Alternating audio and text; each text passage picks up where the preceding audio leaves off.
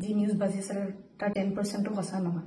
আৰু মই ইমান দিনে একো মাত মাতিব পৰা নাই কাৰণ ইমান হেৰেছমেণ্ট ইমান মেণ্টেল হেৰেছমেণ্ট যোনটো কেতিয়াও মই ভাবাই নাছিলোঁ হ'ব বুলি সেইখিনি মই পাৰ কৰিব লগা হৈছে মেণ্টেলি প্ৰস্তুত নাছিলোঁ কোনো ধৰণৰ কথা ক'বলৈ বা কিবা ষ্টেটমেণ্ট দিবলৈ সেইটো কাৰণে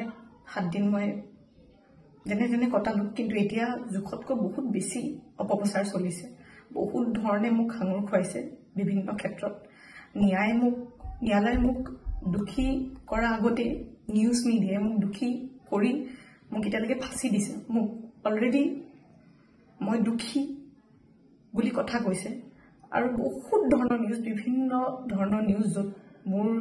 কেছটোৱে ট্ৰেডিঙৰ ওপৰত আছিলে কিন্তু এতিয়া কেছটো অকল মোৰ ওপৰত হৈ গ'ল আজি ফাইনেলি বহুত দিনৰ পিছত সাহস কৰি মই সাৰেণ্ডাৰ কৰিব ওলাইছোঁ মই ফুল কোঅপাৰেট কৰিম পুলিচৰ লগত ইমান দিনে কৰিব পৰা নাছিলোঁ মই পলাই ক'তো থকা নাই মই লুকাই আছিলোঁ অকণমান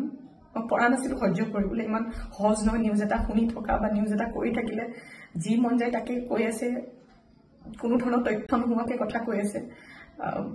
মই ভাবিছিলোঁ ইমানখিনি কেতিয়াও নিউজ মিডিয়াই নকৰে ইমান তথ্য নথকাকৈ ইমান নিউজ নবজায় কিন্তু আজি মিডিয়াৰ ফলত মই আজি দুখী গোটেই মানুহৰ আগত মোৰ মান সন্মান মোৰ মা দেউতা মোৰ পৰিয়ালৰ গোটেইবোৰ উলংঘ হৈছে আৰু এতিয়া আৰু ধৈৰ্য ধৰিব পৰা নাই চবৰ এটা সীমা থাকে সেইটো কাৰণে আজি মই সাৰেণ্ডাৰ কৰিম আৰু মোৰ বিশ্বাস যে তথ্য চাই ন্যায়ালয়ে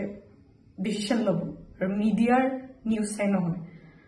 চ' আজি মই সাৰেণ্ডাৰ কৰিম আৰু মই ফুল কোঅপাৰেট কৰিম পুলিচৰ লগত আৰু মোৰ বিশ্বাস যে যদি মই সত্য হয় মোৰ কোনো ধৰণৰ শাস্তি নহয়